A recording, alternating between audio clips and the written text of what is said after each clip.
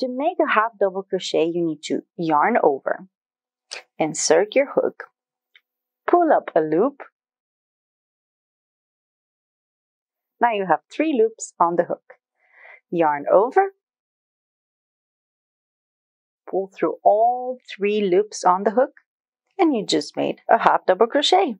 Now let's try that again. Yarn over, insert your hook, pull up a loop. Now you have 3 loops on the hook. Yarn over, pull through all 3 loops on the hook, and just continue to the end of the row.